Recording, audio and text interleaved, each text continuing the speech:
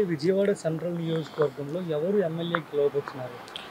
మరి సెంట్రల్ నియోజకవర్గంలో ఆల్మోస్ట్ మరి వెల్లంపల్లి గారు తప్పకుండా గెలుస్తారండి. ఎందుకంటే ఆయన ఆల్మోస్ట్ ఎమ్మెల్యేగా ఉన్నారు. మరి వెస్ట్లో ఆల్రెడీ గెలిచి ఉన్నారు ఆయన. మరి సెంట్రల్లో కూడా ఆల్మోస్ట్ ఆయన గెలుస్తారండి. ఆయన పట్ల ప్రజలు సానుభూతిగా ఉన్నారు. మరి సెంట్రల్గా ఆయన కొత్తగా వచ్చారు, ఇక్కడ ప్రజలు ఆదరిస్తారంటారు ఆయన్ని? తప్పకుండా ఆదరిస్తారండి. ఎందుకంటే జగన్మోహన్ రెడ్డి గారు పెట్టిన పథకాలు అటువంటివి. ఒక పెన్షన్ కానివ్వండి, ఒక చేయుత కానివ్వండి, మరి విద్యా దీవెన కానివ్వండి, మరి రకరకాల స్కీమ్స్ ఉన్నాయి. స్కీమ్స్ తప్పకుండా జగన్ నన్ను కాపాడుతాయండి. మళ్ళీ జగన్మోహన్ రెడ్డి గారు గవర్నమెంట్ని ఫామ్ చేస్తారు. ఆయన ప్రత్యర్థిగా అక్కడ బోండా ఉమా కూడా ఉన్నారు. మరి ప్రత్యర్థి ఎవరున్నా సరేనండి, మంచి వైపు ప్రజలు మొగ్గు చూపుతారు. మంచి చేస్తే ప్రజలకు కాదంట.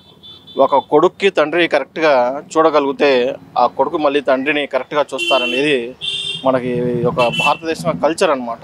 ఈ విధంగా జగన్మోహన్ రెడ్డి గారు మరి తనకు ఓటు వేసినా ఓటు వేయకపోయినా అందరినీ బాగా చూస్తూ వచ్చారు. ఒకరిని కుడి కన్నంతో ఒకరిని ఎడమ కన్నంతో ఎవరిని చూడలేదు ఆయన.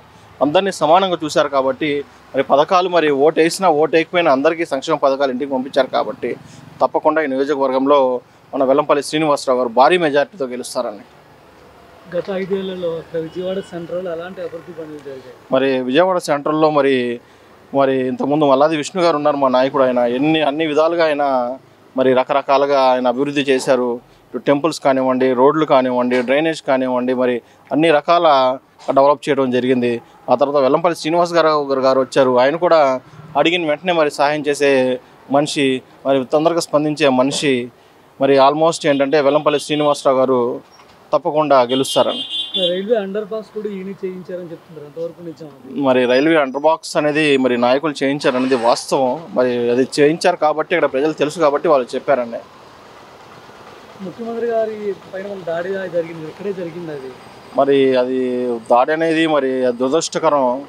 అది జరిగింది ఏమైనా కానివ్వండి, దాని వెనకాల ఒక ప్రభుత్వం ఉంది, దాని వెనకాల ఒక లా అండ్ ఆర్డర్ ఉంది. అది తప్పకుండా పర్యవేక్షిస్తుంది. అది ఏం చేయాలో అది చేస్తుంది. అన్న మీ పేరున్నా? షేక్ అహ్మద్ అన్న. ఇక్కడ విజయవాడ సెంటర్లో ఎమ్మెల్యే ఎవరు గెలవబోతున్నారు? వెల్లంపల్లి శ్రీనివాస్ గారు. ఆయన ఎందుకు గెలుస్తారు?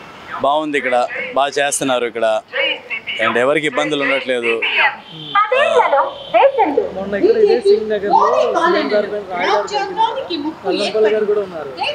అసలు ఏంటి అదంతా ఒక నాటకం అంటున్నారు? నాటకం ఏం లేదన్నా, ఈ పక్కన వాళ్ళు పుట్టించిందే. కావాలని చెప్పి ఎవరైనా చేయించుకుంటారా? కావాలని చెప్పి ఎవరికి ఏమి ఉండదు కదా. అది అయ్యింది అంతే, దాడి. మనం ఏం చేయగలం? సో కాబట్టి ఆ కొట్టినట్టు దొరుకుంటే ఇంత పెంట ఉండేది కాదు. సో దొరకలేదు కాబట్టి అంత పెంట ఉంది కాబట్టి వీళ్ళు చెప్పుకోవడం ఎక్కువ అవుతుంది. ప్రతిపక్షాలు చేయించారు, లేదంటే ఎవరైనా నార్మల్ కొట్టేసి? ప్రతిపక్షాలు అదే వాళ్ళు చేపించింది కాబట్టి ఏంటి అంతవరకు వచ్చింది. లేదంటే మాకు మేము రాళ్ళు ఇప్పించుకుని కొట్టించుకుంటాం ఏంటి? వెల్లంపల్లి గారికి ఆ రోజు కన్ను మీద దెబ్బ తగిలింది కదా. సో ఒక రోజు కుడి కన్ను మీద ఇంకొకరికి ఎడం కన్నుకి ఆయన కట్టేయించుకున్నారు అని చెప్పి వస్తుంది కదా, ఎంతవరకు నిజం అసలు? అది రాయి అనేది ఇద్దరి మీద తిరగడం మూలాన్నే. సో ఆయనకి ఇబ్బంది కలిగింది కాబట్టి అలా వేసుకున్నారు. లేదంటే ఎవరు వేసుకుంటారు? ఎవరు వేసుకోరుగా కావాలని చెప్పి. చాలా పెయిన్ అని చెప్పి కూడా చెప్పారు మాకు కూడా ఆయన.